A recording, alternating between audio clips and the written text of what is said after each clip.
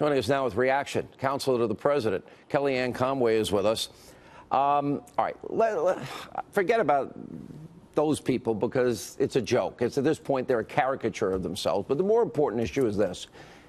Is this a fair investigation?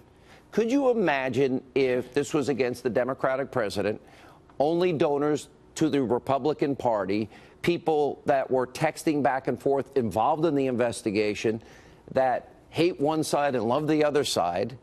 At some point, Kellyanne, you got to say, don't we need a justice system that's fair, balanced? The president has always said that. He respects the rank and file at the Department of Justice and the 35,000 or so who work for the FBI, but we can't have a politicization of any investigation. It should be transparent. It should be independent. And what you and James Rosen and other reporters who care to know all of the facts have uncovered is very troubling to any American who's paying attention. This Peter Strzok guy, boy, is he the busiest guy in Washington, D.C. I don't know if I've ever sent 10,000 texts in my life, let alone to one person. He's carrying on this relationship. He's sending 10,000 texts. He's putting energy into being systematically against Donald Trump, which is not his job. He is really at the eye of the hurricane of so much. He is changing the language to protect Hillary Clinton. It sounds like he's present when her top confidants are being interviewed. He's present when she's being interviewed. This is the entire problem that Americans have with Washington, D.C. and had with Hillary Clinton. The idea that she's always above the law, there's a double standard. And Sean, anybody, and this includes everybody, who has wasted all of 2017 talking about Russia, Russia, Russia in this investigation, they are duty-bound to cover this aspect of the investigation. This guy in the Department of Justice, he's 4 doors down from his boss, the Deputy Attorney General. He's in Main Justice. He's on the main floor there. And he is meeting after Donald Trump won, which they did not expect and they did not want.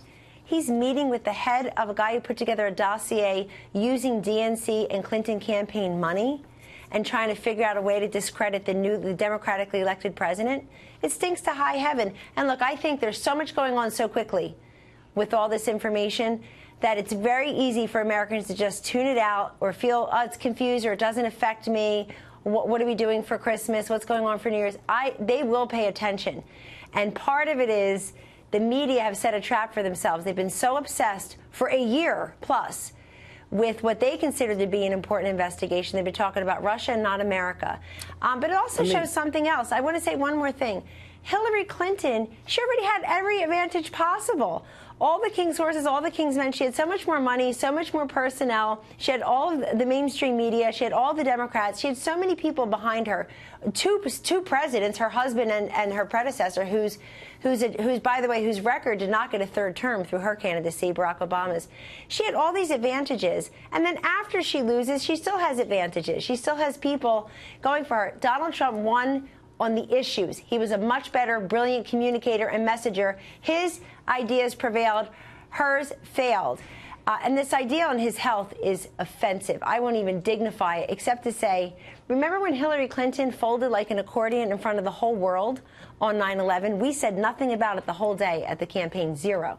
She folded in front of everyone. And apparently she had pneumonia 2 days earlier. And you know what she did that night? She was at Cipriani with her high-class donors, calling the rest of us irredeemable and deplorable with pneumonia. Then she takes 5 days off before the debates. Donald Trump's doing 7 rallies a day and showing up to the debate to beat her. She's taking time off to rest, and we're going to talk about his health. It's a joke. The man's the most energetic, engaged person I know.